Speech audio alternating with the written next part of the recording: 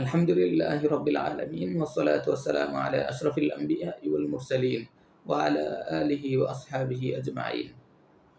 প্রতিদিনের ন্যায় আজকেও একটি হাদিস নিয়ে আপনার সামনে উপস্থিত হয়েছি।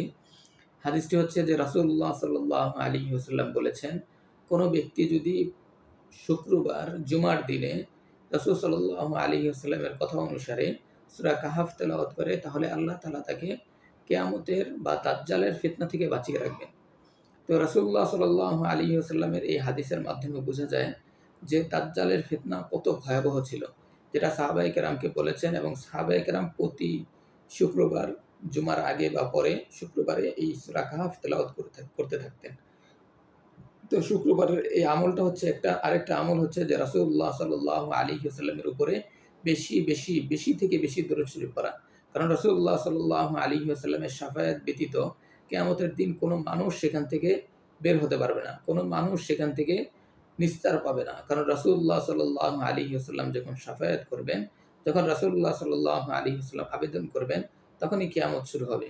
এবং রাসূলুল্লাহ সাল্লাল্লাহু আলাইহি ওয়াসাল্লাম যখন আবেদন করবেন, তখনই মানুষ জান্নাতে প্রবেশ শুরু করবে।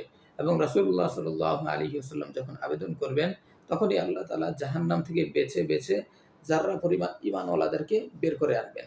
সুতরাং আমরা এর মাধ্যমে বোঝা যায় যে পবিত্র জুমার দিন যখন আসে, বৃহস্পতিবার দিবাগত রাত্রে জুমার রাত্রি শুরু হয়ে যায়, তখন থেকে আমরা ইনশাআল্লাহ চেষ্টা করব যাতে করে আমরা রাসূলুল্লাহ সাল্লাল্লাহু আলাইহি ওয়াসাল্লামের উপর বেশি দরুদ পাঠ করতে পারি। বেশি দরুদ পাঠ করলে আসলে নিজেদেরই লাভ।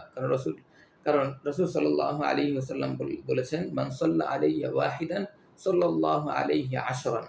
রাসূল সাল্লাল্লাহু আলাইহি ওয়াসাল্লাম এখানে যে কথাটা বলেছেন, সাল্লা আলাইয়া, আমার উপরে যে একবার দরুদ পড়ে, সাল্লাল্লাহু আলাইহি, তাহলে আল্লাহ তাআলা তার উপর দরুদ পড়েন। মানে এখানে দরুদের অর্থ হচ্ছে যে আল্লাহ তাআলা তার উপর রহম করেন, ১০টি রহমত করেন। তো একটা রহমত যদি আল্লাহ তাআলা দুনিয়াতে কোনো মানুষকে দেয়, তাহলে সেটা নেওয়ার জন্য কোনোভাবেই উপযুক্ত এই দুনিয়া না। কারণ এই সবকিছু আল্লাহ তাআলা আখিরাতে ইনশাআল্লাহ মানুষদেরকে দিবেন। সুতরাং আমরা এটা বলতে পারি যে রাসূলুল্লাহ সাল্লাল্লাহু আলাইহি ওয়াসাল্লামের উপর যদি কেউ দরুদ শরীফ পড়ে বেশি, তাহলে ইনশাআল্লাহ আশা করা যায় যে কিয়ামতের দিন ইনশাআল্লাহ তার কোনো পেরেশানি থাকবে না।